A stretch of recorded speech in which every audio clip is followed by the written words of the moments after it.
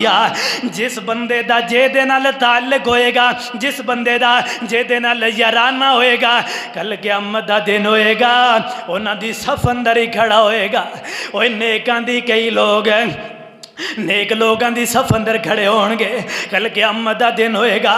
کئی لوگ کنجراں دی صف اندر کھڑے ہون گے، کئی ڈانسراں دی صف اندر کھڑے ہون گے، کئی لوگ ایویں کنجراں تے چوڑیاں دی صف دے اندر کھڑے ہون گے۔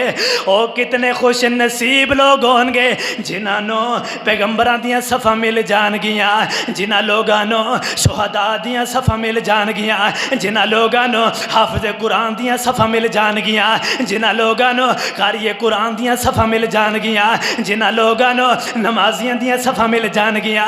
اپنے اپنے گریبان اندر اسی جھانکیے، اسی خود جھانکیے میں کیڑی صف اندر کھڑا ہونا چاہنا ہاں۔ اوے میرا دنیا دے اندر کنہ لوگاں دے نال تعلق ہے؟ کیا میرا تعلق جھوٹا تے فراڈیاں دے نال تعلق ہے؟ کیا میرا تعلق شرابیاں دے نال تعلق ہے؟ کیا میرا تعلق اینا جناب گناہگاراں دے نال تعلق ہے؟ ہر بندہ سوچ سکتا ہے، اپنے گریبان اندر ہر بندہ جھانک سکتا ہے کل قیامت دا دن ہونا ہے، کوئی مینوں کیڑی صف ملے گی، کس صف اندر کھڑا کیتا جائے گا۔ آج دنیا اندر غور و فکر کرنے واسطے بڑی زندگی موجود ہے، بڑی عمر موجود ہے، اسی سوچ سکنے ہاں، اسی الگ ہو سکنے ہاں۔ اوے انہاں یاراں نو کی کرنا جڑے یار کل تینوں گناہگاراں دی صف اندر کھڑا کرا دین، انہاں کنجراں دا کی کرنا جڑے کنجر کل قیامت دے دن تینوں کنجراں دی صف اندر کھڑا کرا دین۔ چھوڑ ہاں ایسیاں یاریاں نو، چھوڑ ہاں ایسے یارانے نو، جیڑا یارانہ تینوں پیغمبران دیاں صفاں تو دور کر دے، جیڑا یارانہ تینوں قاری قرآن دیاں صفاں تو دور کر دے۔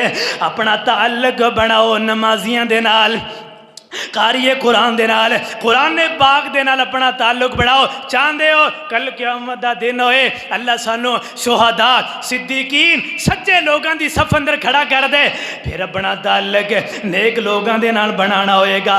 اپنا اٹھنا تے بیٹھنا انہاں نیک لوگاں دے نال بنانا ہوئے گا، پھر اللہ تعالیٰ لوگاں نو انہاں دی صف دے اندر کھڑا کر دیں گے۔ اس واسطے کہنا دے لوگو حضرت صوبان رضی اللہ تعالیٰ عنہ ایویں میرے پیغمبر دی خدمت دے اندر حاضر ہوئے نے، آگر کے جناب ایویں روئی جا رہے نے، اڑیا اڑیا چہرے دے ہوتے جناب رون دے آثار موجود نے، ایویں پریشانی دے عالم دے اندر بیٹھے نے۔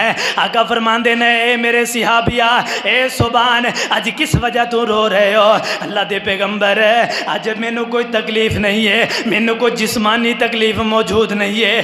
آقا فرماندے نے صوبان پھر رون دی کی وجہ ہے، کس وجہ تو روئی جا رہے ہو؟